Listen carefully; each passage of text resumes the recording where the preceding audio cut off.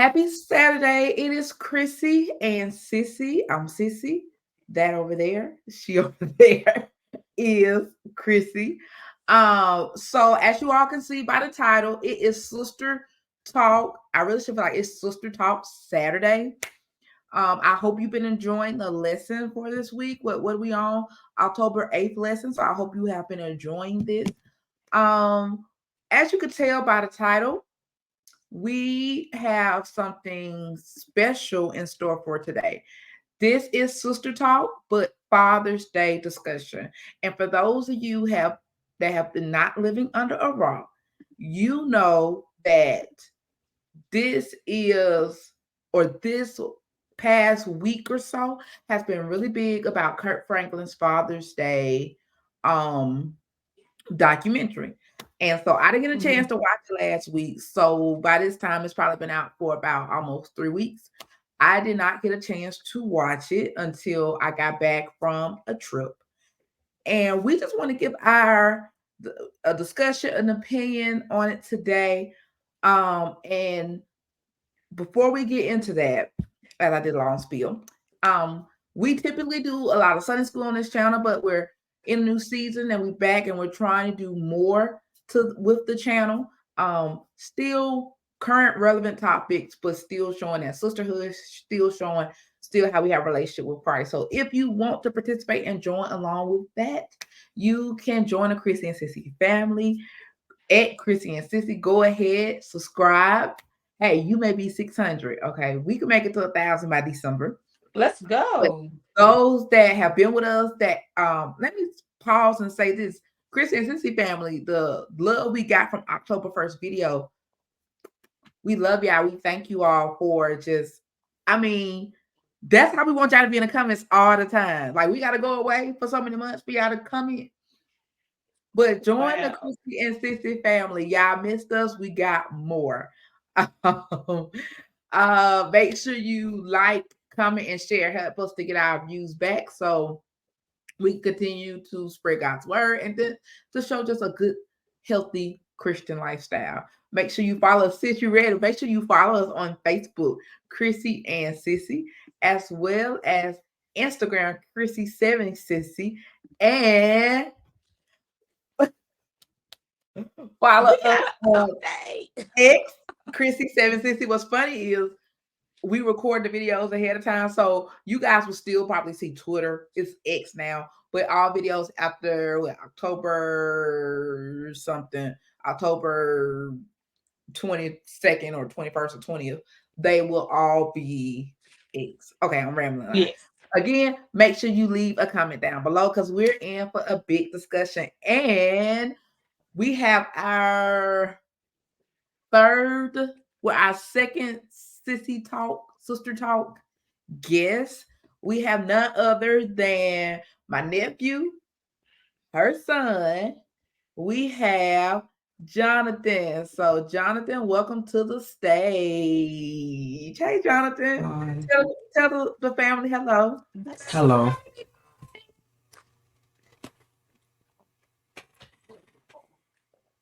Yes, Ready? okay. I'm ready. I'm ready.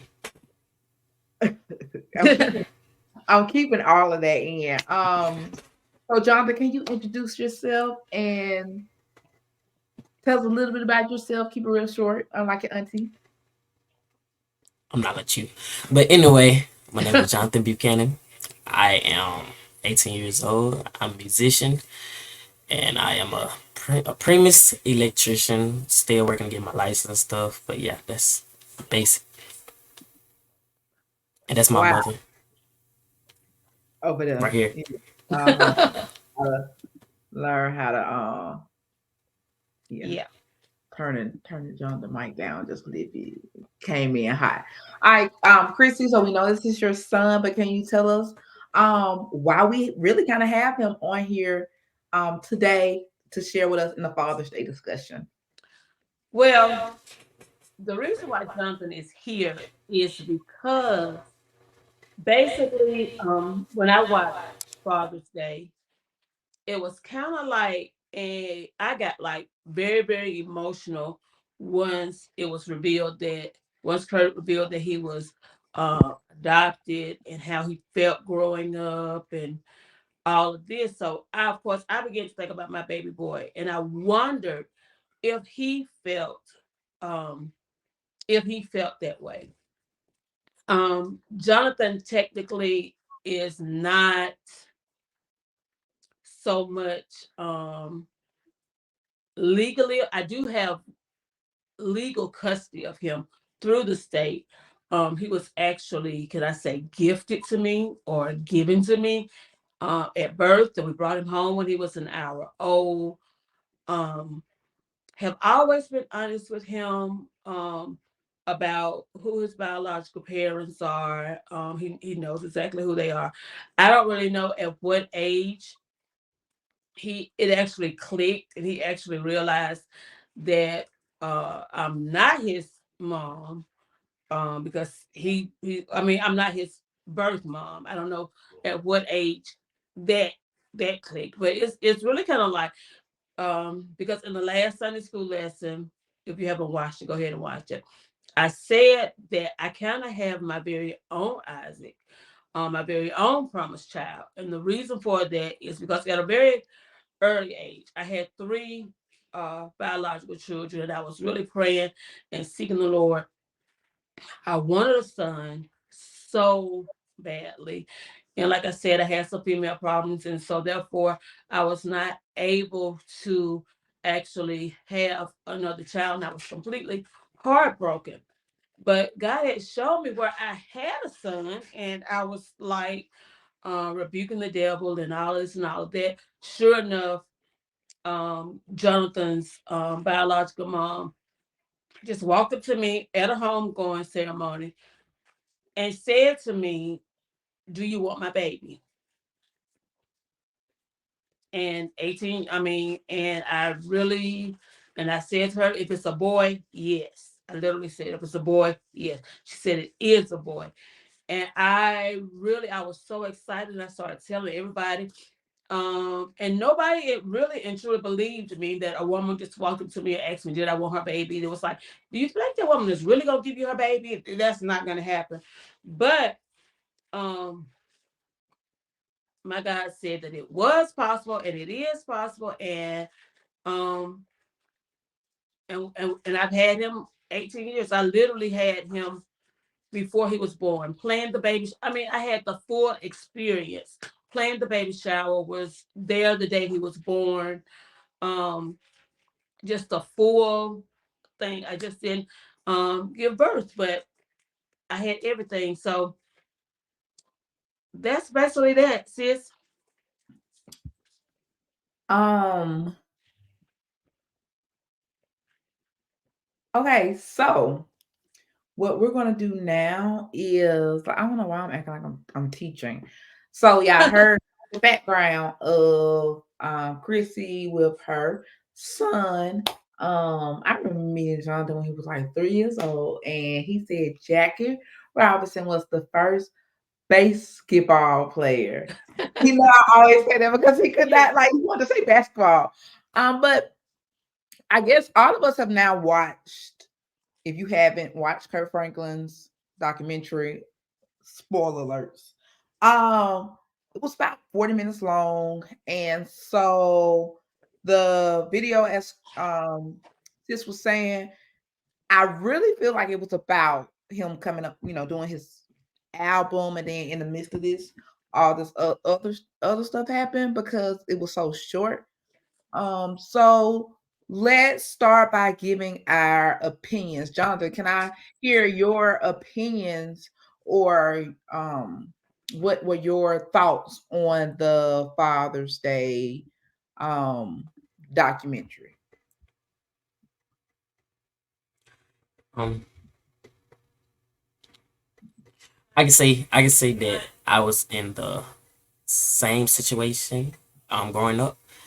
I can say that it touched me like after I watched it. I had to watch it like I was actually at school, and one of the teachers they was like, "You see the Kirk Franklin blah blah blah." I was like, "No." So I said, "Let me watch it." I put it up at school. I put it up at school, watched it, and I was like, "Wow." So I feel like that I was in the same footsteps as him. Just growing up. I what you know what? This was not planned. First of all, why are you watching a documentary on YouTube at school? We'll talk to your school system later. Listen, listen. So you got first period. I have no blah blah. End of the story. Third period. That's enrichment. That's free period. So that's when I watched it. Okay, if y'all didn't know, Jonathan went to the same. Well, he's enrolled in the same school I graduated from, and now y'all have enrichment. Did we have enrichment? I think we did. But anyways, what I never realized was, and what I'm realizing now, sis, I don't even think we didn't even think about this. We just thought about it from the adoption point of view and being adopted. But he was raised by a non-family member, which if you go back and listen to the album The Rebirth of Kirk Franklin, in the beginning, I always knew Kirk, like I didn't know Kirk Franklin was adopted, but I knew his mom literally did not want him, like literally left him on like a doorstep in a way kind of scenario. And it's in the beginning of that album. But raised by somebody older, I'm thinking about Sissy's youngest child is 10 years, has a 10-year difference with Jonathan.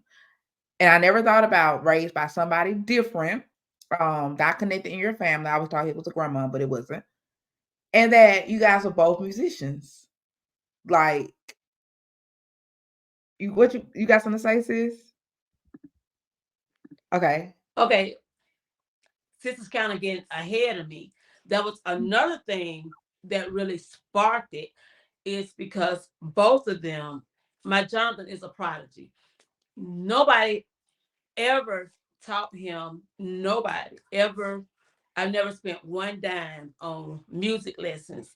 Mhm. And literally, um, just as Kirk Franklin said in the in the documentary, the only thing that they had in their house was a piano. So he was basically by himself. He had the piano, so that's where he would spend most of his time. But that's not what Jonathan did. One day, coming up to Christmas, and so we're like always saying, Jonathan, what do you want for Christmas, whatever. And he was like, I want a keyboard. It was like, I want a keyboard. And then we're foster parents, so we had a foster child. So he was like, I want a keyboard and I want a drum set. So it's like, you want a keyboard and a drum set. So he was going to teach the foster child how to play the drums, and he was going to be playing the keyboard. Long story short, so my mom, being who she is, she made all that happen for him. So he got a keyboard and the full church keyboard, church drum set, all that for Christmas. And he literally taught himself how to play the drums, the keyboard, and now he's teaching himself how to play the bass guitar, y'all. So he is just a prodigy. Can singer, songwriter, Yeah. uh, all of that. And that was another thing that sparked. I was really became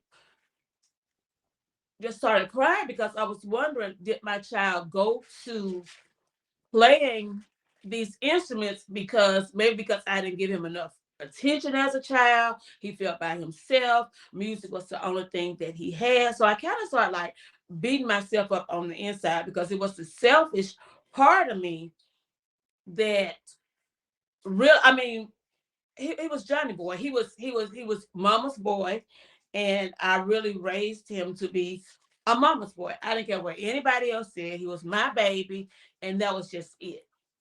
My Mm. husband even told me today, stop babying him. So I'm kind of getting I there where I'm letting him go. so and that was good, sis. So Jonathan, answer this question for me because you just heard your mom say that you playing instruments was that like basically a byproduct of you lacking in an area.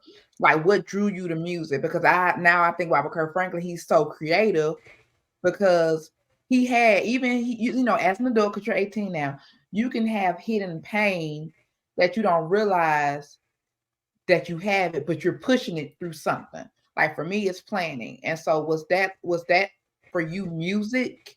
Like we know you got a drum set and keyboard at a certain age, but did you always have this passion for music? No, I didn't.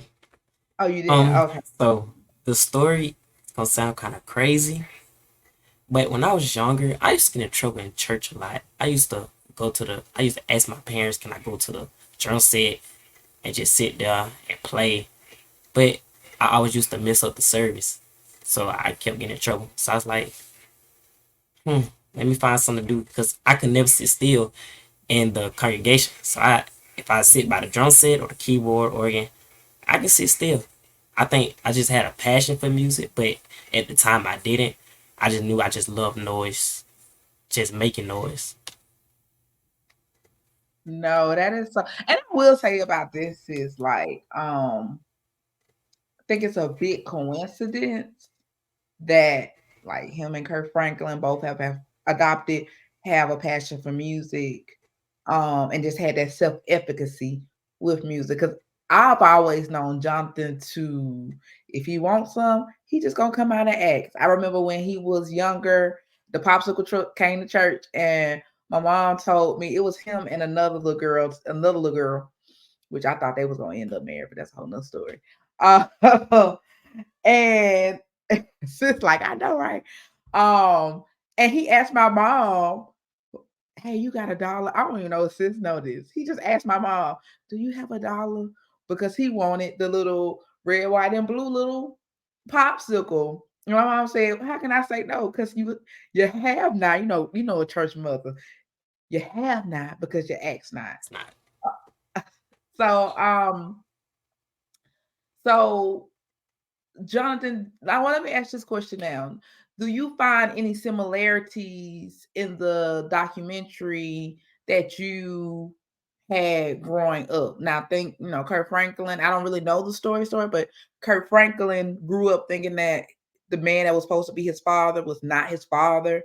Mind you, not being even raised by his mom and not having a relationship with his mom at all, but finding out that the man that is his father was not his father, and that he kind of said it in the documentary. He had so much regret for this man. This man went to his grave thinking that his son, even though he made up with him, his son did not love him. So did you find any points in the documentary that you could relate to? I can say as I was younger, I was a kid, so I'm gonna do kid things, and kids gonna be kids. Yeah. But I didn't start realizing it until like my mother Chrissy, she kept saying, I'm not your real parent. I'm not your birth giver. Um, so and so is. This is who. But at the time, I was just being a kid until I really sat down, probably around 12 or 13 when I started actually getting everything, like who I was going with or why I'm going here with this person to go see somebody. But at the same time, it was like I could see my feet in his shoes because the it's his father, but for me, it's my mother. So I can say that it's the same popularity for me. That's what makes it so different. And you do have that relationship. We thank God that Chrissy, my sister, was able to really fill in that, because I guess the biggest thing is that he had neither his parents in his life. And I'm getting sis shaking her head like, yes, like that's like the biggest thing. So we heard Jonathan talk about realizing he was adopted like around 12, 13, like knowing he's adopted, but then realizing like, okay, I have a whole other life. Sis, you got any questions? So I am literally waiting for him to answer my question. I've already asked the question, but I really want to know, did you feel like, although you grew up, and did you at any point feel like that you were alone? Like, because Kirk said that he felt like that he grew up by himself. Mhm. And and about all of the bullying that he faced in school, how children used to beat him up. And I mean, I'm pretty sure nobody used to beat you up because I'm that mom. So, but did anybody used to beat you up? Did you used to feel feel like you were alone, like you just didn't have anybody else, like it was just you? Did you ever feel that way? I can say that in my standpoint, I didn't feel alone because in my eyes, as I was younger, and still now, I have a mother and I have a father that raised me to become a man to who I am today. But as growing, is I know who I feel like that these are my birth givers. This who I really stay with. I'm thinking as I was younger, I was just going so and so, so yeah, I can go out of town, have fun, and everything. But as I got older, I started to realize, okay, she tells me this every time my birthday or every time she's depressed. Let me know, okay, I'm not your mother. I'm not your mother. But me growing up as a kid, I was just gonna be a kid. Stop saying that or anything. But as life goes on, it's you start to as you start to process more. So 12, 13, you start to process what's really going on as you sit down and really think about it. So what I'm hearing, sis. Oh, would you Huh? have something to say? No, no, go ahead, Oh, sis. Go ahead. oh, okay. So what I'm hearing is that growing up, he didn't feel alone. He knew who his I like the term birth givers because like giving at birth. Yeah. Um, and this is gonna lead me to my next question. So he didn't feel alone, but as he did get older, he did process. And Jonathan may not be ready to share. He just turned 18. Oh my goodness. Yeah. Okay, so yeah, he just turned 18. He may not be able to tell his full story yet. Look how long it took her Frank to tell his story. Mhm. Um, but I want to know this because I didn't realize Jonathan was adopted, or anything like that. But I know when I used to go to convocation and I used to see this little girl who also looked like I was like, they look alike. And I was like, and I'm like, they like, when I first came to the church that I was joined at, hey, yeah, that's watching that don't like the videos and stuff. Hey, yeah. When I Missy. hey, yeah, they be watching. Like I know they be watching because y'all see my stories and stuff. So I know y'all be watching. But when I first came to the church, when I was young, and Jonathan keeps talking about when he was young, and I'm like, no, I was actually young. Um, I didn't really know everybody, but I did find out by looking that you did have a sister. Did your sister in a way, because y'all both kind of went through similar things, did she ever play a part to why you probably didn't feel quote unquote alone? Jonathan, I'm sorry. I'm sorry. Go. So can you repeat your question?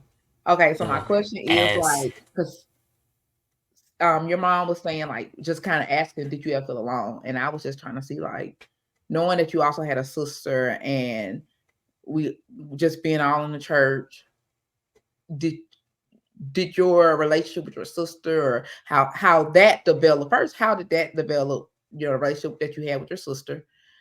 And did that ever help you not to feel like by yourself or quote unquote like alone because y'all kind of went through similar things? I can say that younger again, because you like younger, we still like younger. I didn't know I had a younger. I didn't know I had a sister when I was younger. I'm Mhm. thinking that I just had one, two, three, not four. Um, but as I was little, I didn't really think that I had sisters. I thought I was just playing with somebody at church or just Wow. sitting by her while my mother teach or have to go up and I just sit by her like, okay, watch, can you watch while I go up and doing so. I'd be right back. But I didn't know that I had a sister at that time until again start getting older, start realizing more. But as kind of being alone at the time, I didn't feel alone because again I was just a kid. But once I keep saying once I sit down and process Yeah. everything, then I kind of see where everything's coming from. From okay, now I see you everywhere when we go to the courthouse or everywhere. I start to see you more. Like okay, what's going on? Like it's it's a So mix up. how old were you when you realized your sister? And I'm not saying her name because I just don't want to, when did it go? Oh, that's my sister. Like, what age were you? I want to say 9 or 10, Okay, 9 or 10. And do you remember but any, how you felt? I can say 9 or 10. But at the time, it still didn't feel real. I'm just saying like I see you here. I see you at Yeah. church. We run into each other. Like why we keep running into each other? What's the Play age difference dates. between, yeah, what, 2 years or? No, she's 21. Oh, 3 years. Wow. That's so crazy. Not that, it's just that I've grown up. Um, I had a question, yeah, and I lost the question. But I know we're running out of time. This is actually a good conversation. Like I'm really enjoying this. Like I'm really happy that we having this conversation because it's actually good. But we really didn't talk about Kirk Franklin's documentary as much, but we talked about how they can relate to Jonathan. So since I'm about to start wrapping up, so the question I have for you is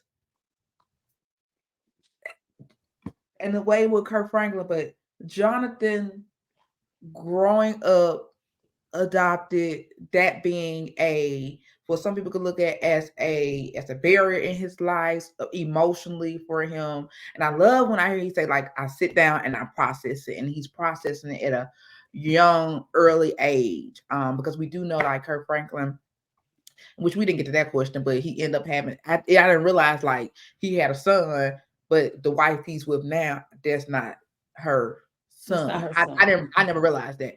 So, what are some? Because you may not get a chance to say this.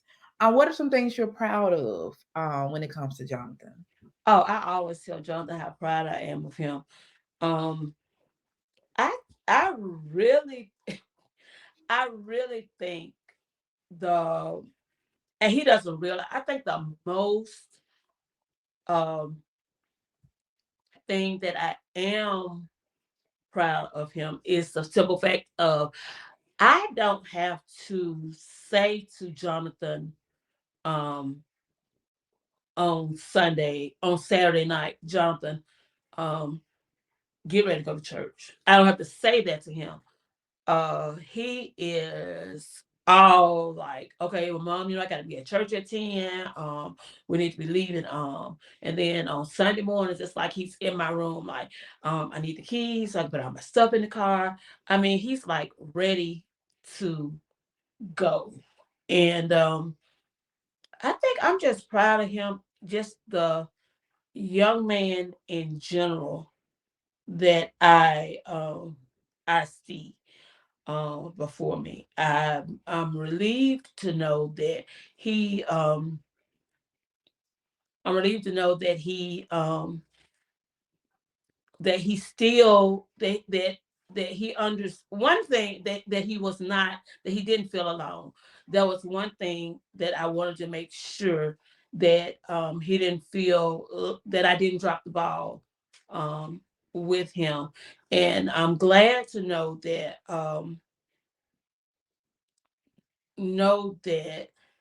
he realizes. And one thing that I want to say to other parents that have children similar, then I'm going to be done because I'm getting all emotional and I don't even know what I'm saying at this point. But anyway, if you have a child that was given to you or you adopted or whatever, please, although I was protective of Jonathan with the other, with his biological family, very, very protective, wanted to make sure that in no way did he get hurt by them. But make sure that they know that they have that side, even if they don't really realize it. And I know at one point Jonathan said to me, because I would keep um telling him who his mom is, who his dad is. One time he said, "Mom, are you trying to get rid of me?" And I was like, "No, I'm not trying to get rid of you. I just want you to know who you are. I want to know where you came from."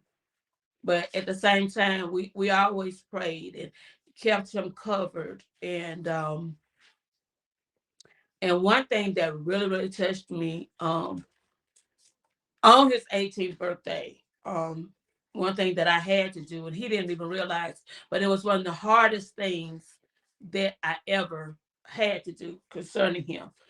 Once the judge gave me full legal custody of Jonathan, one thing that the judge did say to me, at the age of 18, you have to tell him who he is, and you have to give him the option of going to live with his mom. And I did not let him see me. But when I told him, and when he said to me, "You're my mom," I lost it. I mean, I didn't let him see me cry. But that was meant a lot to me. John, you want to say something?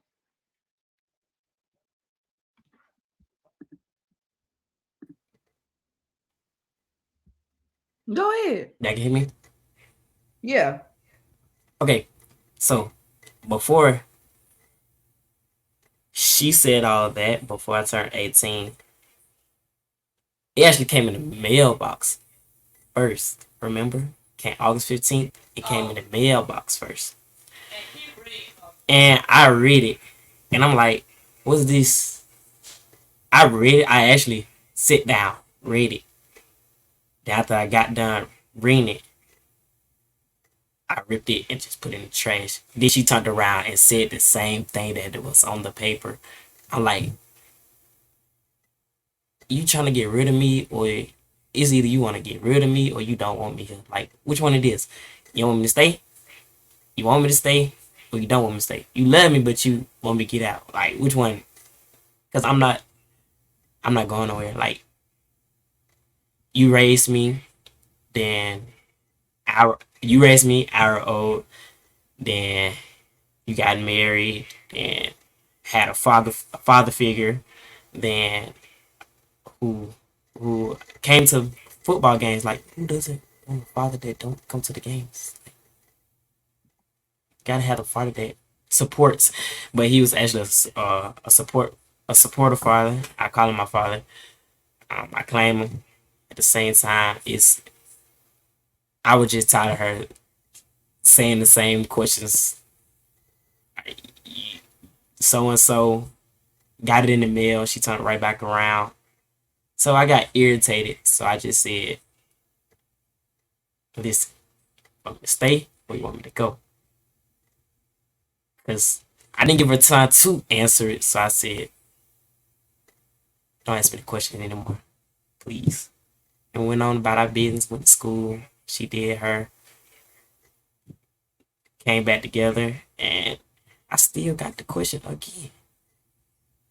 So I was just tired of it. It was just kept bothering me. Like, can you stop asking me the question? I'm not going nowhere. Like, you can stop saying it. And Yeah. then it was like, I'm not going nowhere. I'm placed where I was supposed to be. You know, yeah, I can say that. Okay. So this has been so beautiful, yeah. And I remember knowing, looking afar and seeing Jonathan mom once. And then I actually was able to have, like, years later, have a conversation with her. And she was just like, "Oh yeah, Jonathan, like, that's my son. That's my son." And I was just like, okay. So she claimed him. So, but just still like seeing both sides. And I remember being young, and Jonathan's father would come to church. So, I end this out on a like positive note because since over there gonna start doing waterworks in a second. Um, let me mute my class dojo for a second. Jonathan, just leave us some. What would you tell one?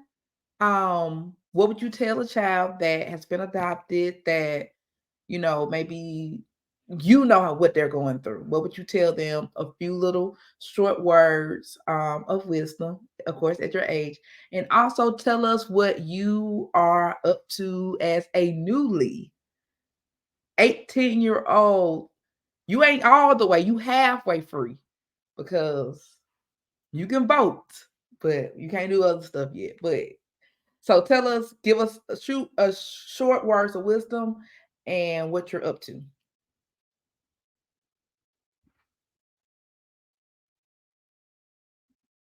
You hear me? Okay, I Yeah. can say that you're not alone.